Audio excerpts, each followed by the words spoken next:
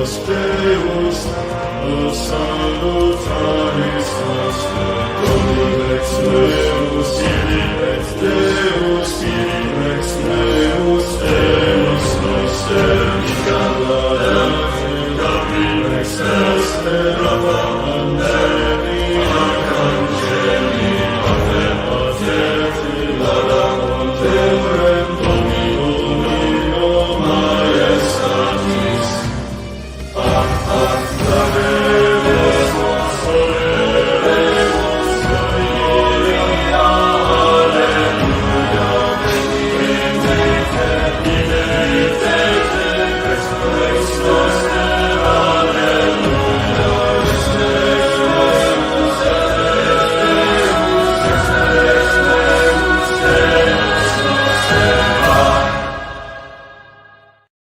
Hey, how's everybody doing? I've been having a fantastic day. It is Wednesday, December 4th. It's the feast day of St. John of Damascus. He is one of my favorite saints. He's a doctor of the church. We love St. John of Damascus here. But today is going to be slightly different. It's going to be kind of like the stream that I had last week. It's going to be topical. I'm going to be covering what's technically called fundamental theology. Most of you guys are going to just call it apologetics. A lot of what passes for apologetics, a lot of what you hear being referred to as apologetics actually isn't apologetics, because basically we need to answer the question of, if I'm out there talking to a Muslim and I want to effectively proclaim Christ to them, what am I supposed to do with this? What does our Lord do? What did the apostles do? What did the prophets do? When we want to communicate divine revelation to someone, what is supposed to be done? What is the method? Because it feels like in many cases we kind of have this weird misunderstanding that when we proclaim divine revelation to people, we're just supposed to tell them what Catholicism is, people that are previously interested, and kind of hope that they trust the plan. But that's not the case at all. We actually had an ecumenical council which decided matters of apologetics, precisely the First Vatican Council. And popes all throughout especially the late 19th century and early 20th century, covered issues determining what apologetics is and the nature of divine revelation, the ascent of faith, motives of credibility, all of that fun stuff that I'm going to tell you guys about. So this should be fun. I love talking about this because really this is something which is eminently practical. It is able to help you communicate what divine revelation is, like why someone should assent to divine revelation, how they are supposed to discern whether Catholicism actually passes down genuine divine revelation. It's one of actually the crown jewels of Catholicism over other supposed Christian sects, where these other sects, these schismatic groups, these heretical groups, they may have a doctrine of God, they may have a doctrine of the Trinity, they may have ecclesiology, but really a very thorough treatment of fundamental theology is something that is only present within Catholicism. The other traditions have not really adequately treated this or treated this in anywhere near the type of detail that Catholicism has treated this, which it's great because this is the place where we treat whether Catholicism is the true religion or not, whether what is communicated by the church is credible as divine revelation. So that's what we're going to be getting into. For the first 30 to 45 minutes around that, I will kind of be yapping, just going over all of the stuff that I want to go over, kind of giving you a brief taste of it. I'll give you resources for other books that you can read to learn more about it. But after that, I'll be taking questions. So I'll be doing question and answer. Specifically on this, I mean, if somebody asks a different question, I might answer it depending on how many questions I actually get. But yeah, that's how things are going to go. Okay, so you guys are now, I know, I need to shave. I know. I sent your Notes on Redemption article to MT-RCIA group. Thank you very much. I appreciate it. Some of the stuff in my article, some notes on redemption for beginners, which is on my website, christianbwagner.com. I linked it below if you want to read that. Some of the stuff that I'm covering there actually is stuff that I'll be covering here in a bit more detail, so you can ask questions about it if you had questions or anything like this. This is actually something that I really do enjoy talking about. Not always do I do streams about things that I enjoy talking about, that I like talking about, that I like, hearing questions about and explaining things about. But when it comes to fundamental theology, this is something that was very personally illuminating for me. It's been very personally helpful for me. So this is something that I do like to yap a lot about. But also, before we get started, I am in the middle of my end of year fundraiser. We're actually up near $7,500. So we're up near the 50% mark. The goal is 15,000 to raise for our end of year fundraiser. So if you want to help out, you can go to christianbwagner.com/donate and donate in order for the goal to be reached. A lot of the material I'm going over here, and this is a really cool thing about it. Tavnet. Some of you guys haven't heard of Tavnet, part of a group of laymen who are aligned with certain priests. And the goal of the group is evangelization and catechesis of Muslims, Muslim converts, Christianity in particular, bringing together different groups of individuals, going into those countries. I'll be traveling to North Africa actually in about a month. And then a different country that I'm not exactly supposed to name in the spring. At least I don't think I'm supposed to name it. But I actually will be traveling like in person to these places. And a lot of the principles that I'm talking about here, we're teaching people about this stuff. So they know actually how to do traditional Catholic apologetics after the mind of the church, after the mind of our traditional theologians. They're actually learning, or at least we're very much attempting to teach a lot of these individuals about scholasticism and how that can help with dealing with objections from Muslims, and immediately and directly being involved with certain individuals who are attempting to refute Christianity in those contexts, because they don't really have much. So this is our little contribution to that. A lot. Right now, I'm a volunteer, and I hope that I'm the last person out of all of the people who are volunteering right now that they would ever hire on and pay. So a lot of the work that I do with that is funded through the money that I get here. So anyways, after that brief introduction of 7 minutes, sorry guys for such a long introduction, let's actually get into it. So here is my little overview document. I love overview documents. I listed some good works up here. If you wanted to read more about it, just read Vatican I, all of Vatican I, plus the canons, the anathemas. Read Doranzo's Science of Sacred Theology. It has 2 parts of it that cover this on divine revelation. Father Fenton laying the foundation, and then Father Garrigou Lagrange on divine revelation. This is kind of from easy mode to hard mode right there. So if you wanted a good reading list to start out really simply and end on a very complex text, then this would be a good reading list. But first, you will notice that in my introduction, I did interchange between 2 words. I had an interchange between the language of fundamental theology and the language of apologetics. Really, my use of the term apologetics is only a conventional usage, because I really don't like using the term apologetics, because by apologetics, most people mean refuting objections to the Catholic faith.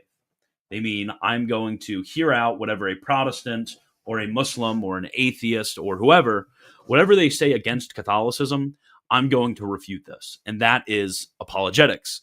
That's a lot of what the apologetic organizations that you see on YouTube, or that you may see an apologetic article or an apologetic conversation, usually thinking about, Astro and I going out there and talking to somebody about the Trinity, or Hassan going out there and talking to a Muslim about Islam.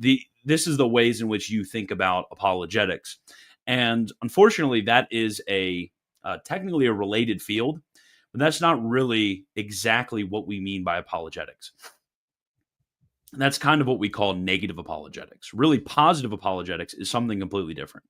We use the term apologetics. I've used the term fundamental theology. I also mentioned that sometimes we talk about on the true religion is another way of stating it. Sometimes people even call it theological epistemology. There's a lot of different words that people will use for this science of apologetics. But basically, I like the term fundamental theology the best. And this may sound weird, but this really is the best descriptor of what we're actually doing with real traditional Catholic apologetics. rather than what is commonly known as apologetics. So with theology is the science of faith. With theology, we're attempting to look into the faith, we're attempting to explain the faith, we're attempting to support the faith from what are called the theological loci, theological places like scripture and tradition, magisterium. We're attempting to synthesize, so we're looking at all of the different teachings of faith and we're trying to order them together in a presentable way. We are refuting objections, which is what a lot of people actually think of as apologetics, but technically that is a part of scholastic theology. We're attempting to do a lot of things. We're drawing forth conclusions. It's the science of faith. But when we're talking about fundamental theology, we're talking about the foundations of faith. I mean, the foundations of theology. So what are the foundations of theology? Well, I said it. The foundations of theology are the principles of faith. So what we're doing with fundamental theology is we are finding out what are those principles of faith, and then we are explaining, establishing, and defending these principles of faith. And what this does is actually provides, and I mentioned here a quasi link. This comes from the Sacred Theologia Summa. That's how they explain it. This is a link between the natural knowledge that we have of this world and theology. This is that link right there. And what is that link? That's what we're doing here. So really where we need to start, and I labeled this point 0, but where we need to start is the existence of God and the obligation of religion. Because this is fundamental. This is where Vatican I starts. But we need to start with the fact of the existence of God. Because how are we supposed to have a theology, a science of God? You know, that's what theology means. It means a certain term or word about God. It means a study of God. How are we supposed to have a study of God? How are we supposed to have a theology unless we start out with God, who is the subject of theology? So from nature, we start out at a place where we can derive the existence of God from creation.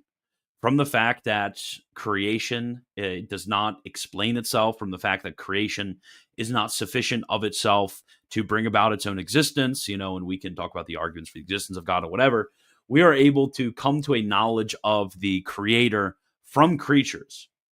Now, there's something where we kind of go further than here, because that's an intellectual judgment right there. We judge with our intellects God exists. But we also have, besides our intellect, we have our wills. Our wills are supposed to render to God what is just to him. And this rendering to God what is owed, what is due to him. And this rendering to God what is due to him, that is called the obligation of religion. Religion is the species of justice that deals with God. That's all that religion is. It's that part of justice that deals with God. So knowledge of the existence of God is in the intellect. Religion is something in the will. So you have everyone around you, and all of these people around you, they know the existence of God, and they know that they have some sort of obligation to God. So there can be this sort of period from here of inquiry. How am I supposed to figure out what my obligations are to God? Obviously, from nature, we can know some things about our obligations to God. We can know, okay, well, God is the supreme order of all things, so we can ask him things. This is technically called impetration. We know that we fall into sin and disorder. We know that we don't, meet the standards of perfection that is like God. So we know to ask for forgiveness. We know that God has given us various different blessings. So we know that we are supposed to render unto God thanksgiving. We know that we are supposed to render unto God adoration. And adoration concerns the intrinsic excellence of God.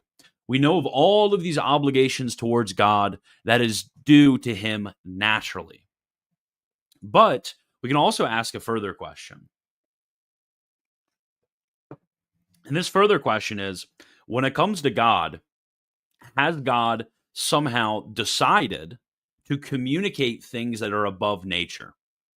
Because we can naturally know that there are certain things in God which are above our understanding. We can know that because of the analogous nature of our knowledge, because the medium whereby we know God is from creatures, not as God is in himself, we know from this, that we know God from his effects, that we're not going to be able to get everything about God. So we can ask ourselves, has God revealed those things? Has God revealed to us those mysteries? This is what they're technically called. They're called mysteries. Has God chosen to communicate these things as a teacher to us? Now, this is the question of revelation, divine revelation. Technically, we can call this divine revelation because revelation can have a lot of different manners of usage. But the question of divine revelation is, has God decided to go up and beyond nature and to communicate us something beyond that? So the question is of whether there is revelation. Now, God could reveal in two different ways. So God could reveal immediately, or God could reveal mediately. So if God were to reveal immediately, that would be God infusing some sort of knowledge into our intellects. And obviously, along with the infusion of knowledge into our intellects, along with this would come the adequate evidence for this. God would give evidence of his own communication to us. So in this way, if God decided to immediately reveal everything to everyone, we would, just kind of know, like, yes, God has revealed something beyond nature and he gave it to us and its evidence comes along with it. But we know that God has not done that. That's not something God has decided to do. God has not decided to go up and beyond what is naturally knowable in this way. So, therefore, we have another notion, and this is the notion of mediate revelation. Mediate revelation means that it is mediated through what are called divine legates. So, for example, let's say you have, Donald Trump. Let's pretend Donald Trump is president right now, not sleepy Joe Biden. Let's pretend that Donald Trump is president right now. Donald Trump wants to communicate a law. He wants to communicate some sort of precept, just like God may do. He wants to communicate a precept to the citizens of the United States. Now, Donald Trump could, show up at all of our houses and tell us about it. And we'd say, okay, well, thank you for communicating this to us, President Trump. Or, on the other hand, he could actually communicate this through a series of legates. So this doesn't really work right now because Trump could just go on the TV and announce it. But let's pretend that we don't have TV and he had to basically send certain heralds who are supposed to go around all of these United States and to communicate Donald Trump has made a new law and it is illegal to, I don't know, it's illegal to say hi. I don't know. I don't know. Some sort of law. It's illegal to drink water on a Thursday or something like that. He wants to communicate a precept to all of this. And this is through a certain mediation. Now, imagine, and we can kind of go further with this, when it comes to Donald Trump walking into our house and telling us this thing, we know that's President Trump right there. We know what Trump looks like. We know how Trump sounds like. That's President Trump. We can see him on TV. We can see a lot of different instances. Now, this doesn't entirely work because Donald Trump could be somehow deceived or placed under a certain obligation, guns being held to his head, whatever. That could occur. But when it comes to God, it's different because God can neither deceive nor be deceived, nor be forced to do anything. So in this case, where Donald Trump is kind of walking in here and telling us the evidence that this is from the one who has the ability to give precepts is right there in front of our eyes. We can sense this. But on the other hand, if you were to send a legate, a guy on horseback, this is 1790 and Donald Trump's president somehow, he sent some guy on horseback, how am I supposed to know whether to listen to that guy or not? Because there's serious obligations that may come with this communication of a precept. Let's say if you don't follow what is being said by the president, it's a capital punishment. You could die. Or let's say that if you do follow it, he's overturning a law which would have a capital punishment. So if you just start doing that thing, you could be held liable under the law.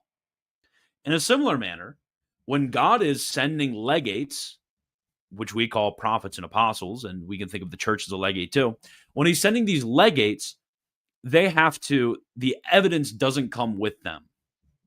The evidence doesn't come with the message itself, because these things are above nature, so we can discern intrinsically from the very fact of the thing whether it's true or not.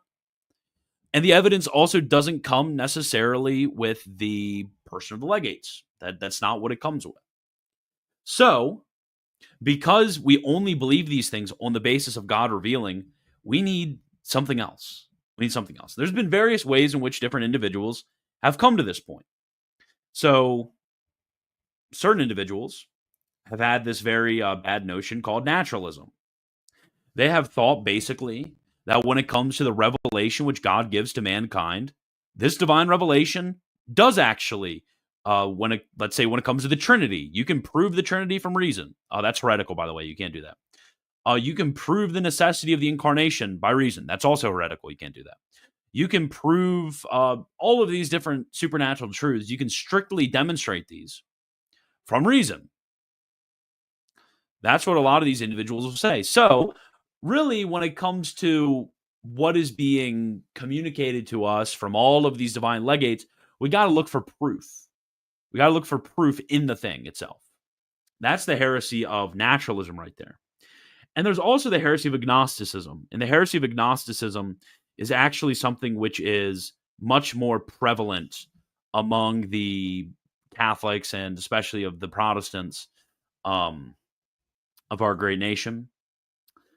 When it comes to the heresy of agnosticism, what agnosticism wants to say is that basically, rather than there being intrinsic evidence where we can scientifically prove the fact that the Trinity is true or the incarnation is true or whatever else is true, really, we don't need any. It's impossible for us to have any sort of credible knowledge of whether that individual is a divine legate or not. So you just kind of have to trust the plan. I mean, that's basically their idea is, somebody comes to me from God and says, hey, I'm from God. You should listen to me. I'm saying what God says, and you're going to go to hell unless you don't listen to me. And if you listen to me, you're going to go to heaven. And the agnostics think that you just need to trust the plan at this point because you can't really know anyways. And from this, they'll kind of argue for the impossibility of divine revelation, some of them. Others of them will just kind of trust the plan. Now, this is obviously also stupid. And this is the way in which a lot of Catholics and Protestants alike will think of this question of divine revelation and think about the way in which apologetics go.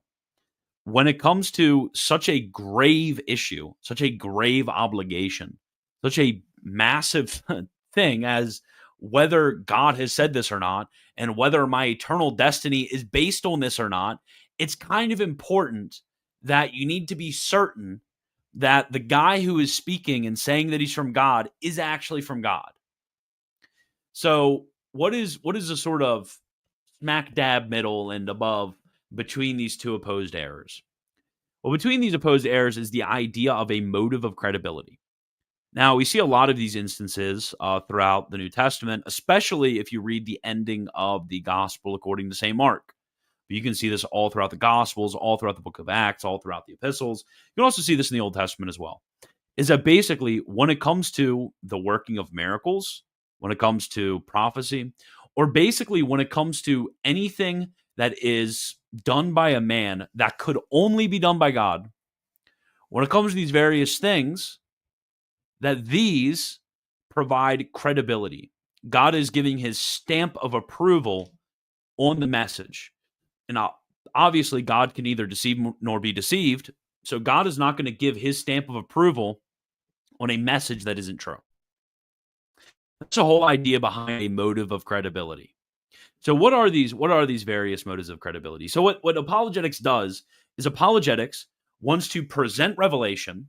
So say revelation is presented unto mankind by Jesus Christ through his apostles and perpetuated continually through the preaching, the teaching of the Catholic Church. That is what apologetics is going to present. And then say we can credibly hold this. We have certain criteria for discerning these true prophecy, this true preaching of divine revelation from certain false claimants, such as, Muhammad or whoever else. We can discern these through motives of credibility, through things that God could only do in support of this preaching. This is the idea of motives of credibility. So really we have here, we have a fun little outline of the motives of credibility. So we have two types. We have external and we have internal. We have external, we have internal. And this is whether it's external demand or internal demand. Internal demand, you may have an internal universal, which means the miraculous fulfillment of humanity's aspirations to justice, holiness, and for God. So there is such a intense when you're studying Catholic doctrine, when you're hearing the preaching, you say that this so sublimely fulfills all of the aspirations of man, that this is something that can only be conceived by God. Now, this in itself isn't something which is, technically speaking, sufficient, but this is still a motive of credibility. And this actually, for those of you who already have faith, for those who already are Catholics, when you engage in mental prayer and you are considering the various different objects of mental prayer, whether it's a certain doctrine or whether it's an event, those are the two different types of matter for mental prayer. When you're considering one of those two things, you can see, wow, this fulfills all of those natural good aspirations that man has. And this, through considering, through meditating on Catholic doctrine, you actually strengthen faith. You strengthen faith, which is the response to revelation, because you see revelation as more credible. And then from that flows forth an act of faith towards God. So these aren't just something which is necessary for, epically owning and dunking on somebody who's not a Catholic. This is also something that is spiritually beneficial. And then next, we don't only have internal universal motives of credibility, but also internal individual motives of credibility. So when it comes to internal individual motives of credibility, these are the ones which certain individuals, myself, yourself, that guy over there, we feel or we experience as an effect of Catholic doctrine or practice. So I see in my own life, or I experience peace from a consideration of that doctrine. I have certain experiences of the affections towards, I don't know, the liturgy or whatever. When I meditate on these things, there's certain good affections which rise up within me that I've never felt before, that nothing else in this world could possibly bring this within me. These are internal individual motives of credibility. Now, when it comes to the miraculous fulfillment of all of humanity's aspirations, these are natural aspirations. So technically speaking, while this is something which is extraordinary, and it's something which we can see it's morally impossible for any man to come up with these, it's technically not speaking essentially above human nature as such. So this doesn't stand on its own as a sort of apologetic method, but rather it's really good for disposing people to hear out Catholicism. And then when it comes to internal individual motives of credibility, they're sort of the same idea, but the bigger problem is with self-deception. For example, you can deceive yourself that because people say the same thing about Buddhism or Islam or whatever other faith. So these are really kind of dispositional. These are supposed to dispose you, or if you already have faith, this is meant to strengthen your faith. But really, what's quite important is up here the extrinsic motives of credibility, and what you can also consider as important, although we can also consider external intrinsic motives of credibility. So extrinsic, this would be miracles and prophecies. Now, miracles, there's going to be a lot of questions about miracles, and I can treat these later. Because a lot of people are going to say, well, what if they're false miracles? From Scripture that there can be demonic miracles and so on and so forth. We can treat those. But external, extrinsic, miracles and prophecies, these are God directly and immediately stamping his approval in a very extraordinary and very strongly outward way. Usually extrinsic, external motives of credibility are going to be what is most focused on when it comes to motives of credibility, because this is what Scripture focuses most on as motives of credibility. Jesus Christ, he worked many miracles among you. So you should know that he's from God. This is a strong theme within the book of Acts. And especially when it comes to the commissioning of the apostles, they're given the ability to perform miracles in order to authenticate their teaching to people. So they don't just have to say, well, trust the plan on this. And then finally, we have external intrinsic. This is intrinsic to the doctrine. So sublimity of doctrine and the miraculous life of the church. As well, we can look at these. So this actually fits on very well with the praxis of the church. We have 4 stages: the pre-catechumenate, the catechumenate, the proximate preparation, and mystagogy. But really, this first stage where we have inquirers are meant to be individuals who do not yet have faith. They have not yet made the ascent of faith. And we're presenting to them the motives of credibility in order to bring about that ascent, in order to render faith credible to them, in order to render revelation credible to them. And then once they have the assent of faith, they move into the catechumenate and so on and so forth to the other stages. But really, this traditional scholastic teaching on divine revelation is baked into the very way in which the church goes about preaching the gospel and receiving catechumens. And what's really important right here when it comes to the catechumenate, so those of you out there that are in the catechumenate is not a period of time where you're supposed to be learning about all of the arguments for all of the doctrines so you can accept them. Rather, faith, the assent of faith, is an assent to a certain body of revelation. So really what the catechumenate is the catechumenate, you are learning about what is in that body of revelation. You're not having all of these things individually proven to you so you can accept them. This is something which is very important and very unique, actually, to Catholicism. So catechumenate is a time of teaching. It's not necessarily a time of sort of apologetic convincing, which is the way in which a lot of people think about the catechumenate.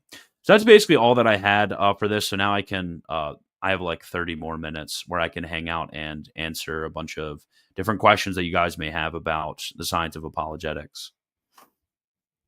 Okay. Wow. There's a lot of chats going on here. John, I think that's supposed to be a sticker, but thank you. Okay. Yeah, that's okay. So you were wondering about, okay. So how would you answer the objection that Islam and Mormonism both strongly argue from those arguments regarding the beauty of the religion and the fire in the belly? Yeah, well, the answer to this is that these are not definitive motives of credibility. This is why it's so important that we need to reject the heresy of the modernists when it comes to apologetics, which basically completely places apologetics surrounding they call the religious sense. I'm sure you remember this from Pascendi of St. Pius X. But basically, people can create beautiful things. And people without faith, without access to divine revelation, can create very beautiful things. And people can have religious experiences that are purely motivated by one's own self-deception. So these things on their own, they don't stand on their own. That's the whole point of us focusing very strongly on extrinsic motives of credibility. But that's a very good question. I was wondering, working somewhere where polygamy was a major barrier to conversions, how should the conversion would require moral change barrier be breached? What do you mean by this? I'm not understanding what the question is. Sorry, I read that without reading the rest of it. Is any one motive of credibility sufficient without the others? I mean, technically speaking, one can make an assent purely based on external extrinsic motives of credibility, make the judgment of credibility. But morally speaking, when it comes to the complex of man, when it comes to us as very complex creatures who interact with revelation under in a multifaceted way, all of these things are going to have to come together for a full preaching of the gospel. All of these things are going to come together. Okay, so can you speak on the moral miracle of the individual and our Lord being motives of credibility? Yeah, so this actually is going to fit in with the effects of grace. So traditionally speaking, a tried and true method of preaching the gospel is going to be showing forth what are called moral motives of credibility. So we can look at certain things like the perseverance of the martyrs. These are often brought forward. We say, wow, these martyrs, it's truly miraculous that we had so many people in such varied conditions who would never, by their own natural powers, be able to suffer through all of these pains. So this is a very strong motive of credibility. Or we can look at, in a sort of general and universal way, the mark of holiness in the church as bringing about extraordinary holiness that's above all of the powers of mankind. But really, what the tried and true way in an individual setting is usually goes like this. Let's say you are a Catholic, your wife is not a Catholic, but your wife is, maybe a person who believes in the existence of God and has a semi-conformity to the natural law, or maybe even they're a Christian. Usually the way in which this is going to go is they're going to know and understand the fact that you are a Christian, maybe you are a Catholic. Same thing. They're going to know that you are a Catholic, and they're going to be aware of this fact. and they're going to see the transformative effects of grace in your life. They're going to see, wow, look at my husband. He has been completely changed. He's uprooted all those vices that he may have had. He's very much growing in virtue. And really, this is a motive of credibility, because this is the effects of something, namely sanctifying grace, which is above the powers of nature. So in this way, that leads to an inquiry. That's why you have so many people who have met saints reporting that they have had a great conversion to the faith, whether from being non-Catholic to Catholic or through considering, the eminent holiness of that saint. That has been a great motive of credibility that has strengthened their faith and strengthened their resolve to live the Catholic life.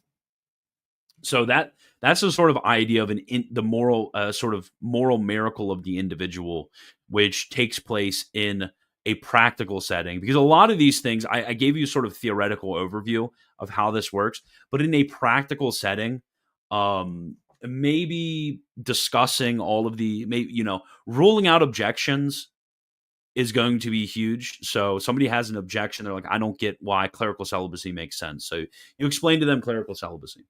Or I don't get why the Eucharist makes sense. And you're explaining to them the Eucharist. And you're showing the effects of grace in your life. And they're asking about it more and more. Maybe you could, if they ask about it very explicitly, you can start saying, well, here's sort of what we believe about divine revelation. Obviously, that if God has spoken, you would have an obligation to listen to him. Here are the sort of reasons why, theoretically speaking, we know this thing. But a lot of practical apologetics is going to be from a more negative direction, which is just answering objections. And then the positive sphere is actually going to take place, generally speaking, with those moral miracles that are mentioned. But that's a very good question. Okay, so did you say atheists think they can prove the Trinity? No, I didn't say that. Naturalists think they can prove the Trinity. So since I am now a catechumen, did that mean I shouldn't study apologetics or do it, or am I missing something? No, basically my point there was, when you're a catechumen, catechumens have made the ascent of faith. This is why, for example, catechumens are, in a certain sense, can be said to be part of the church. They have a special relation to the church. And catechumens also are, when they're killed, given a Christian burial, and so on and so forth. We can presume in a similar way to those of the baptized that they are saved, and so on and so forth. So with catechumens have made the ascent of faith. So the ascent of faith is for individuals who accept divine revelation in its totality, specifically as it is communicated by the Catholic Church. Okay, that is what is being accepted, because the church is said to be a condition of revelation, something which communicates to us. So you, as a catechumen, when you're basically, it's kind of the meme, but sit down and shut up. The Holy Catholic Church is speaking. You aren't supposed to go in there and discern whether you're going to believe this or that aspect of Catholic doctrine, this or that aspect of what the church is preaching. That's not what you're supposed to do as a catechumen. That might be appropriate for somebody in the pre-catechumenate. You have severe objections that are blocking off one's ability to consider the motives of credibility. That might be the case. But as a catechumen, you've made the ascent of faith. The evidence for what you are believing is the authority of, it's not anything intrinsic, but the authority of God revealing. Okay? God has revealed this. God has put his stamp of approval on this. And that is the motive of your belief of this or that object. Not because you have been able to intrinsically consider it in such a way as to make sense of it. So the catechumenate is a stage of learning after you've made the ascent of faith. It's a stage of accepting it. The church preaches it. You're just like, okay, I guess that's the case. More mature theological reflection is supposed to come later. It's not really something that you're supposed to be engaging in. That's what I meant. If you wanted a sort of study of apologetics for other reasons, then I'm sure that's fine. But it's really, if you're having sort of strong and severe and lasting doubts, not just sort of movements of doubt that come and go. Everybody has those, but a sort of strong judgment that you're like, yeah, I don't think this is from God. Then you're not. You shouldn't really you're not really a catechumen, you're an inquirer. You're still inquiring into the motives of credibility. Okay. I often overthink my spiritual/prayer life. Is it okay to just have a very simple and short set of prayers I pray every day? Yeah, just pray as much as you're able to handle and pray it as well as you can, slowly and consistently. Is Dr. Feingold's work on fundamental theology a good introduction? Would you recommend it over Fenton's book? Fenton, I am, I don't know. I don't know which one I don't know. I don't know. I don't know which one I would recommend over the other one. What happened to your On Revelation series? I had to stop it, dude. I had to stop it. There wasn't really much interest in it, so it unfortunately died. Game over. Okay, yeah, I knew this. I knew this game was gonna. I knew not game. Sorry, I knew that this question was gonna come up. So, what would you say about the supposed miracles of Islam? I heard Sam Shamoon talk about demons being able to perform miracles. Okay, so there's a few different things we can consider. I guess I'll take it down here. A few different things we can consider. So there are essentially supernatural miracles and modally supernatural miracles.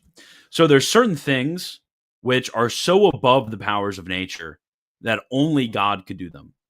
So, for example, raising the dead, creating the entirety of the world. There's all of these different examples that we can think of things that only God can do.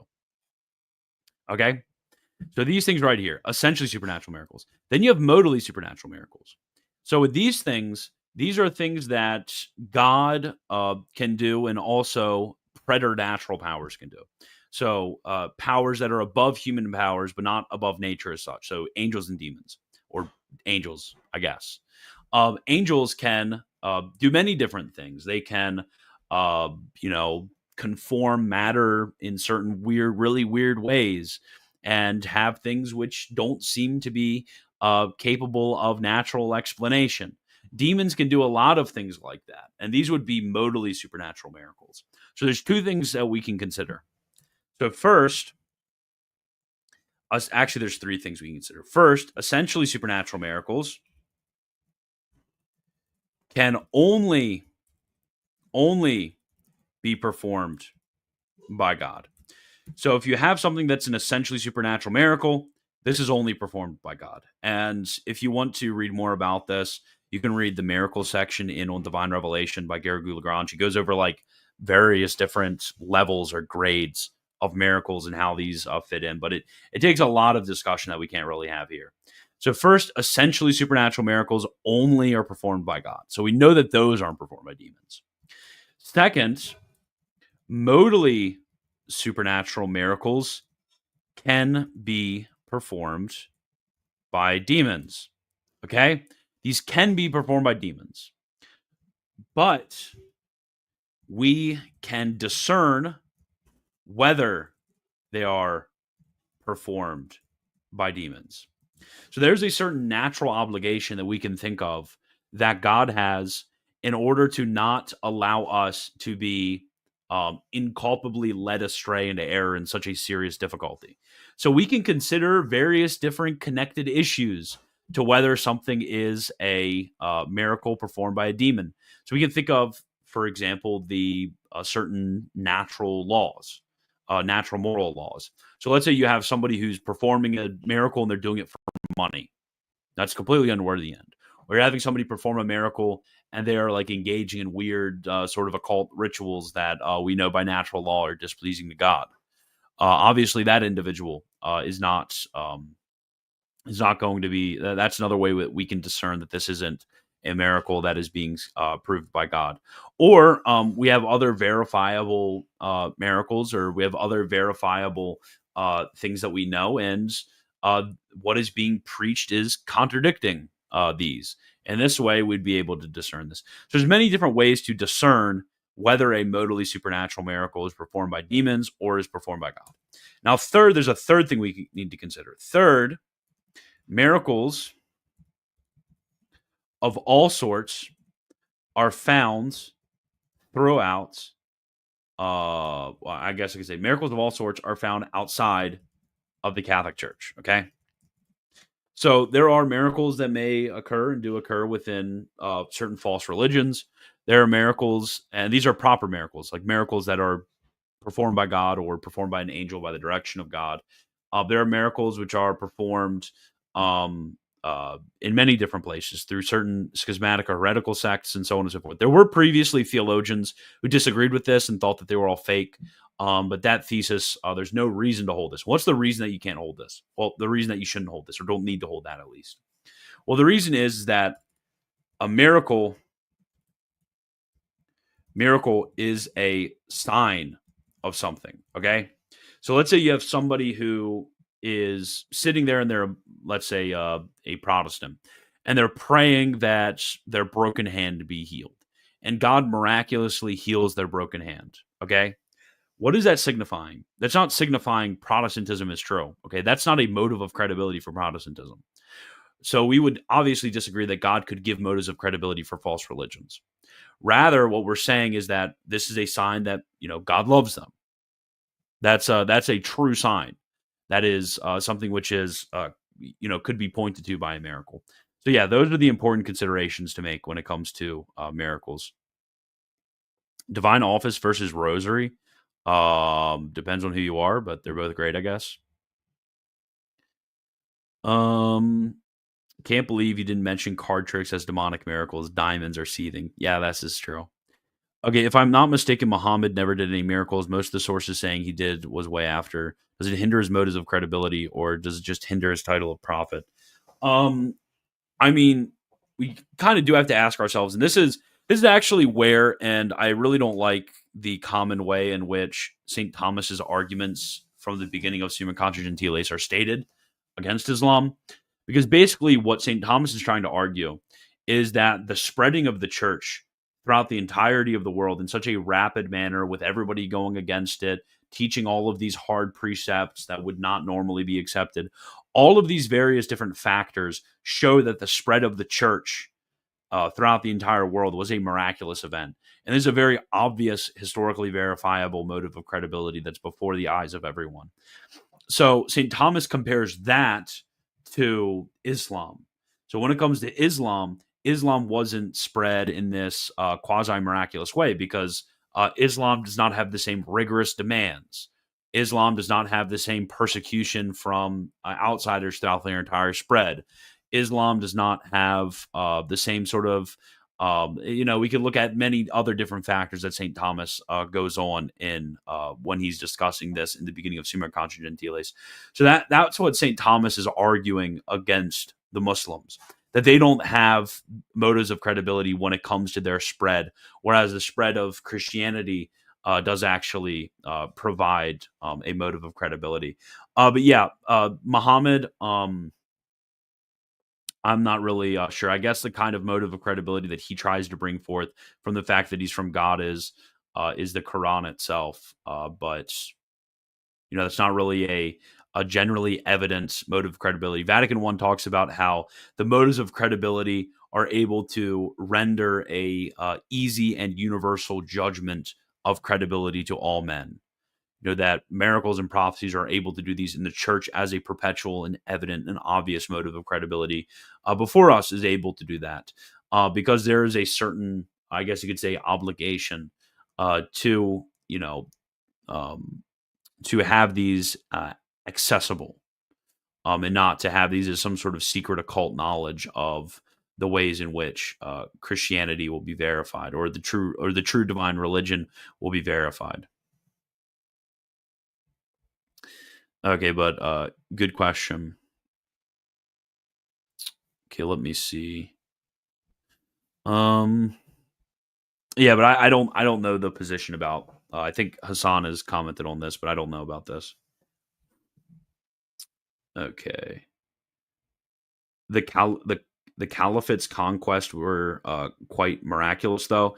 Um, Not really. You have conquests like this occurring from like Alexander the Great. Um, you have many different really cool conquests. The point is the doctrine itself. Does the doctrine have in its own virtuality such a miraculous effect on people that it converts in droves, and not necessarily by the power of the sword? That's the whole point. But no, the conquest of the caliphs aren't somehow miraculous in nature. We see many other examples of this occurring, and this can happen through purely natural means. You just have somebody who's really good at fighting. Is like Muhammad Ali's boxing career a miraculous conquest of everyone in boxing just because he won everything? It doesn't. No, that's not correct. So true. St. Thomas Aquinas is the greatest and sufficient motive of credibility, actually. Okay, not the greatest. Two worn down empires overcame is not a miracle. That's so true. Okay. Yo, did Father Josiah Trenum call St. Thomas Aquinas a saint? Yeah, that's a W. Let me see if there's anything else about divine revelation, apologetic stuff. Oh, yeah, this is a great question. Can argument for fittingness of incarnation or Trinity be used during discussion with disbelievers?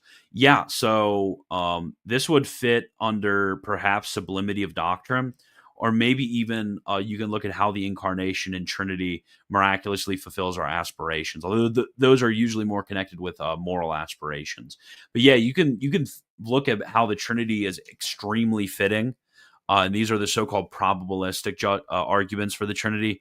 Or you look at how the incarnation is supremely fitting for the economy of redemption, considering all that we know about the fall into sin and so on and so forth.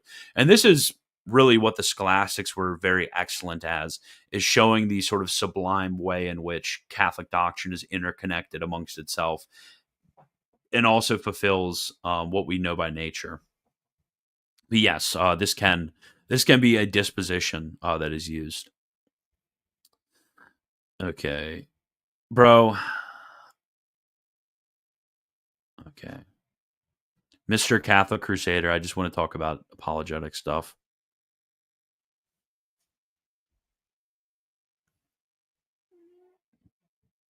bro. Aquinas. Who's Aquinas?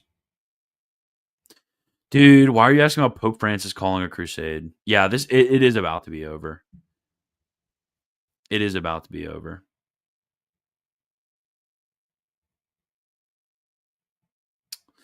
Okay, let me see if there's anything else I want to answer.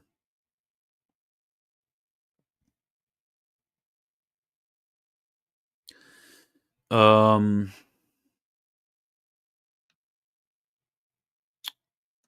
Okay. Are nocturnal emissions sinful? Asking for a friend. No, they're not. Well, essentially not.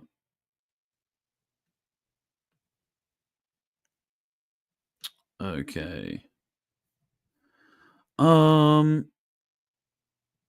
Why did you decide to start dressing up? It's nice that my mom told me to. Yeah, I know. Oh, okay. Okay. I get what you're saying. Okay, I get what you're saying.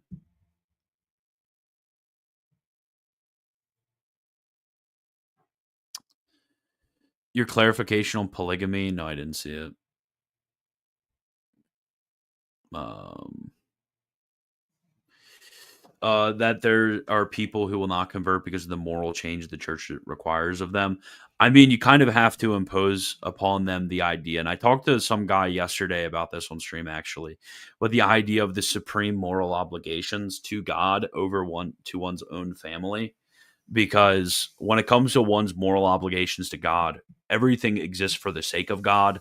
Therefore, there can't be a somehow conflict of obligations to where God would lose and somebody else would win. So the fact of, oh, this is hard, or oh, I don't like this.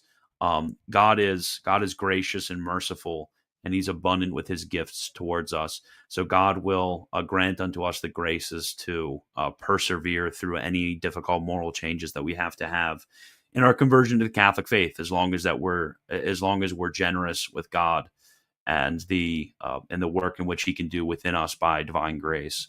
So there's no reason to by some sort of strict moral obligation to think that this is difficult. But I mean, the most eminent reason why we believe in monogamy, of course, we know that monogamy is something which is a secondary precept of the natural law. Like we know that's from nature. We know this through the demonstration from nature. But the greatest and higher mode whereby we know that polygamy is false and against a secondary precept of the natural law and has been abolished is through the very words of our Lord Jesus Christ. And that's a higher motive than any natural motive. Not getting it is simply not enough. And that's actually what I was mentioning earlier with the guy who was in the catechumenate and asking about apologetics in the catechumenate. In the catechumenate, you have accepted the fact that divine revelation has been preached. So it's not really a question of, oh, can I make sense of this? Or does this like click with me? Or do I get it? Or can I prove this? It's none of those questions, because you've already accepted that these are revealed by God. And therefore you have a higher reason for accepting all of these things, higher than any other reason that you could possibly contrive for it. Okay, these wouldn't be motives of credibility against sedevacantists. This would be arguments against sedevacantists. They're distinct things, but yeah. Best Bible, thoughts on the Ignatius Study Bible. I think the Ignatius Study Bible is going to be the best Bible, but unfortunately mine is not coming in the mail for another 3 weeks. Okay. What do I mean essentially? Okay, this is getting into like really autistic grounds, because this is kind of a locus classicus in moral theology to talk about nocturnal emissions. Don't ask me, but it could incidentally be sinful if one through some sort of act of sin were to place oneself in that position. But that would be almost impossible in my mind to would only almost be impossible in my mind. But in that way, we could call like eating sinful, or going on a walk sinful, because incidentally each one of these things could be sinful.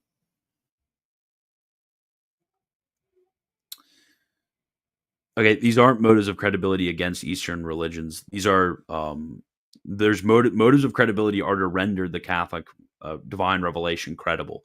There's not motive of credibility. There would be like a motive of discredibility, I guess, for the Eastern religions, because certain motives that you can consider that they are discreditable, like they're uncredible, they're not credible at all. Okay.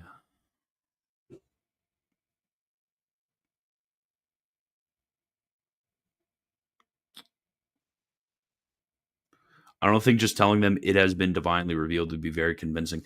What do you mean? What do you mean? Like this is very confusing to me. I don't get why people think like this.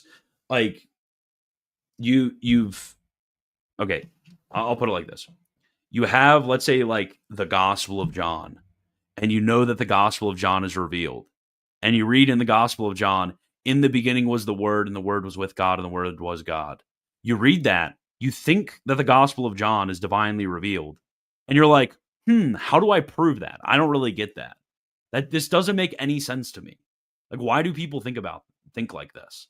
When it comes to the Catholic religion, if you have made the judgment of credibility that the Catholic Church is a divine legate, a messenger from God, and preaches the very word of God, it literally is complete insanity to me that you are going to somehow say, well, that's not really convincing that you're saying this upon the authority of God revealing.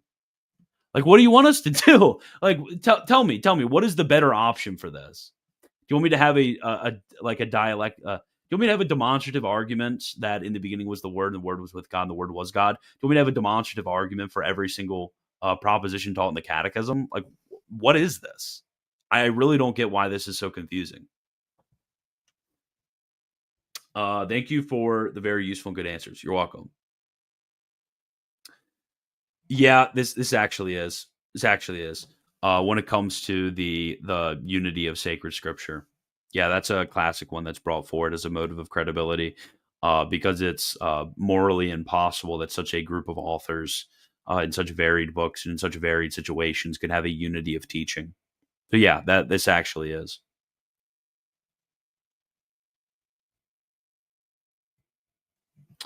Oh, rip, Mister Classic Literature fan disagreed with me. Game over. It's okay. For all that matters, uh, yeah, actually, I'm gonna go on this guy, Die Dalus. Actually, there's no better argument. There's no stronger argument. There's no more convincing argument than the fact that God is God, the one who can neither deceive nor be deceived, has stamped his approval on something. Because, like, for example, your parents go up to you and say, "Hey, you were born on like June 7th." You believe them because they are a credible witness. They are a witness who you believe through your personal experience with them wouldn't lie to you. So that's why you believe that. It's actually a very strong, um, it's a very strong reason to believe this. Now imagine if your parents could neither deceive nor be deceived. If your parents could neither deceive nor be deceived, if it was literally impossible for them to lie, and also they were omniscient and literally could not be at all tricked into believing something to be false or misremembering or whatever, well, in that case, uh, it would be stronger than any sort of intrinsic argument. It would be stronger than having a freaking videotape with like a date on it, or with like I don't know, how you would do it, but it would be completely it's completely ridiculous that somehow this is not very convincing. What else do you want? What else do you want? And plus, how are you supposed to demonstrate a lot of much of divine revelation, which is above nature, essentially speaking? How are you supposed to demonstrate these things? Like this doesn't make any sense. And also, this is against the Vatican I. So if you're Catholic, you should really rethink this.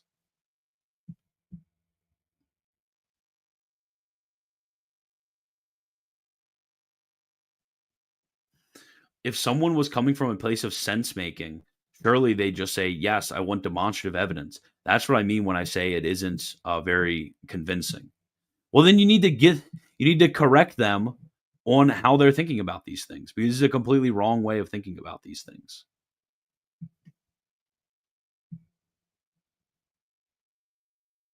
Hmm.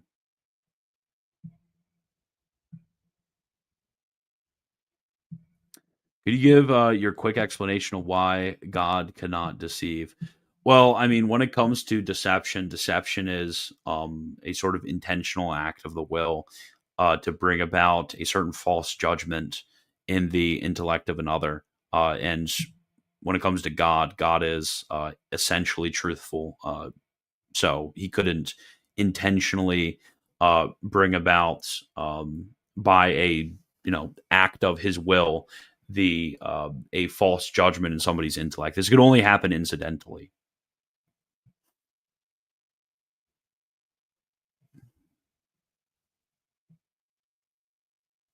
Truth. Okay, this is truth, Nick. Actually, this is truth, Nick.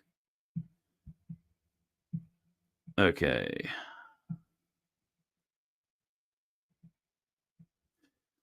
How to respond to people who object by saying Catholicism relies on blind faith even after I bring forth good motives of credibility? Well, in that case, you just tell people that you can say whatever you want, but like that's also another thing I don't get. It's like when, for example, when you talk to somebody about the Trinity, you explain to them the teaching on the Trinity, you explain to them, the coherence of the Trinity. They're like, yeah, well, I think that it's still contradictory. It's like, why? Like, why? Like, oh, Catholicism relies on accepting logical inconsistency. Why? Why? Like why? Could you give me an argument? Oh, I don't think that response is convincing. Well, why don't you think that response is convincing? We brought forth the response. Our theologians have always brought forth responses. We've had millions of responses to millions of different objections throughout the entire history of Catholic theology. Why don't you think it's convincing? You don't just say, oh, I don't find it convincing, or oh, I think this is incoherent, or oh, I think this relies on blind faith. I just showed you that it didn't. So could you either change your mind, i.e., be rational, or on the other hand, there is no other hand. Just change your mind. Change your mind. Stop saying what you're saying because I just showed you that it wasn't.